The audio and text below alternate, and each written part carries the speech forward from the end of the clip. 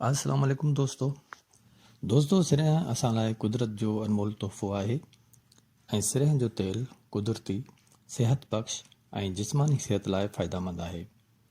सिरह जे तेल जा हूअं त केतिरा ई फ़ाइदा आहिनि, पर कुझु पेश कजनि था।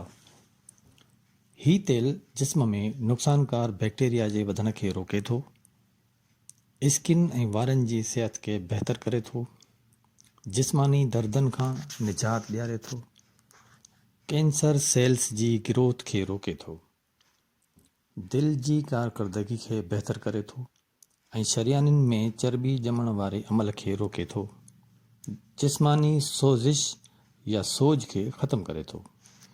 पर उन जे उबतड़ बाज़ारी तेल या घी जेको फैक्ट्रियुनि में मुख़्तलिफ़ मरहलनि ऐं केमिकल्स मां गुज़री पैक थियण खां पोइ असां ताईं पहुचे थो, उहो इंसानी सिहत लाइ हानिकार थियो पवे। बाज़ारी तेल बोरचीखाने जी सतहुनि, पाइपनि ऐं दिल जी शरियाननि में ॼमी असांजी सिहत ते नुक़सानकार असरात छॾे थो। इन करे अॼु असीं सिखंदासीं त सिर जे तेल खे घर में खाइण लाइ कीअं तयारु कजे।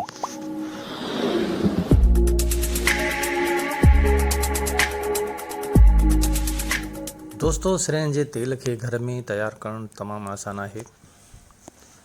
सिरह जो तेल जेको साफ़ शफ़ाफ़ हुजे बाज़ार मां ॾिसी वाइसी ख़रीद कजे ऐं उन में विझण जे लाइ हिकु अदद दरमियानी साइज़ जो बसर ऐं 4 थूम जूं ॻड़ियूं पहिरियों इन में शामिलु कंदासीं, जेके शुरू में ई हंडी में विझी करे बाहि ते रखंदासीं।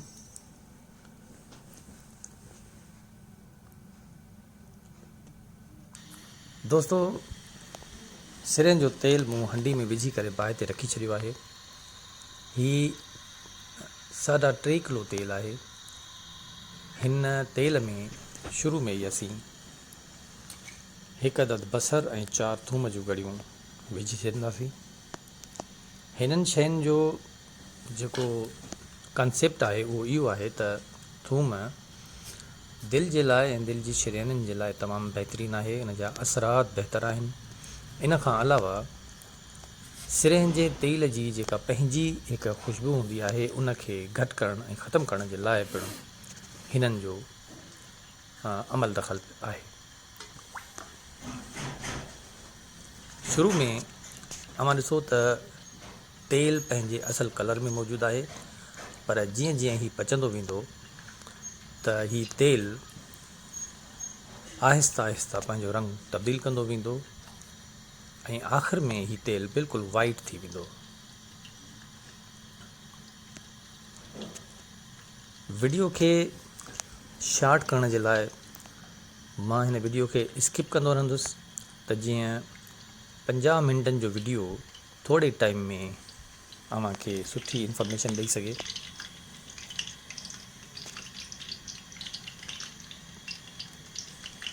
तेल खे बाहि ते रखे 15 मिंट गुज़री चुका आहिनि ऐं थूम ऐं बसर उन में मथे तरी आया आहिनि।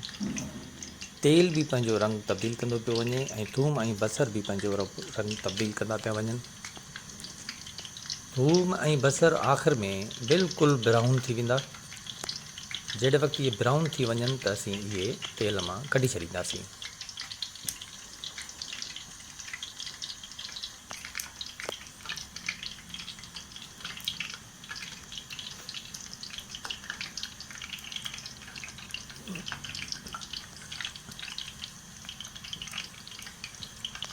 तेल खे आहिस्ता आहिस्ता हिलाईंदा बि रहंदासीं त जीअं थूम ऐं बसर जो असरु उन मुकमल तेल में हल थी सघे।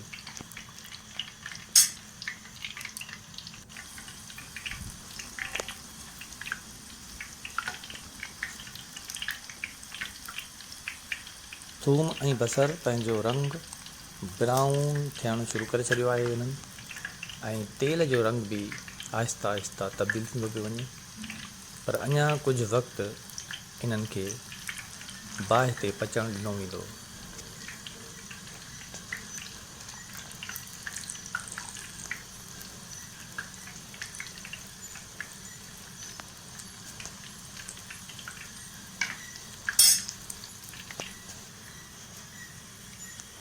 ॾिसो दोस्तो, थूम ऐं बसर ब्राउन थींदा पिया वञनि ऐं तेल बि पंहिंजो कलर तब्दील कंदो पियो वञे। जहिड़े वक़्तु ही मुकमल ब्राउन थी वेंदा, यानी ही कारा न थियनि, छो त ही जेकॾहिं कारा थी सड़ी विया त पोइ उन्हनि जे सड़ण जी जेका ख़ुशबू उहा तेल में शामिलु थी वेंदी। इन जे करे ब्राउन थियण वक़्तु ई इन्हनि खे तेल मां कढी छॾींदासीं। हाणे ही मुकमल ब्राउन थी विया आहिनि। आहिस्ता आहिस्ता असीं बसर ऐं थूम इन तेल मां कढंदासीं।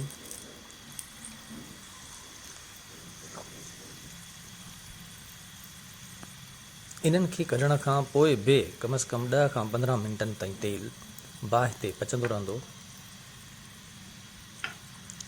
जेसि ताईं कि तेल पंहिंजो रंग तब्दील करे बिल्कुलु वाइट थी वञे।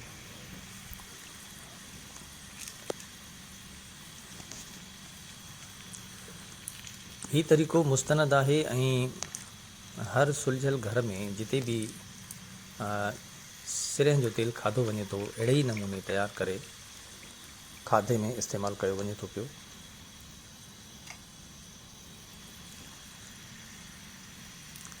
मूंखे ही सिरह जो तेल खाईंदे कम से कम 6 खां 8 महीना गुज़री चुका आहिनि। मूंखे इन्हनि जा असरात बहितर महसूसु थिया आहिनि।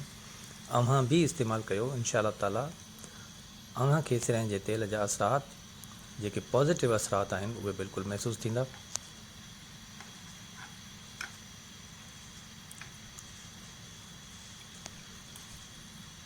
तेल मां असीं थूम ऐं बसर बिल्कुलु मुकमल तौर ते कढी छॾिया आहिनि, पर तेल अञा बि बाहि ते पचंदो रहंदो ऐं ॾिसंदासीं त जॾहिं ही मुकमल तौर ते पची ऐं अछो थी वञे त पोइ इन तेल खे असीं थधे थियण लाइ रखंदासीं।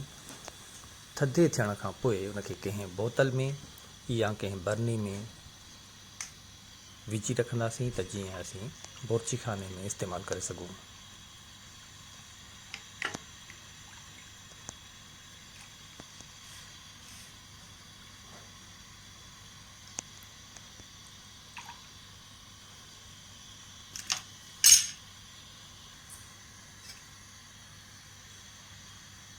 दोस्तो ॾिसो, तेल मुकमल तयारु थी वियो आहे ऐं हाणे हुनजो रंग तव्हां ॾिसंदा हूंदव त वाइट थी वियो आहे। हीउ तेल खाइण लाइ बिल्कुलु तयारु आहे। हाणे हिन खे लाहे करे बाहि तां थधो कंदासीं। थधे करण खां पोइ हिन खे असीं महफ़ूज़ करे रखंदासीं। हीउ तेल अव्हांजी सिहत लाइ फ़ाइदेमंद ऐं तमामु बहितरीनु तेल आहे। दोस्तो, अहिड़ा वीडियोज़ इंशा ताला अव्हां खे आईंदा बि पेश कंदो रहंदुसि।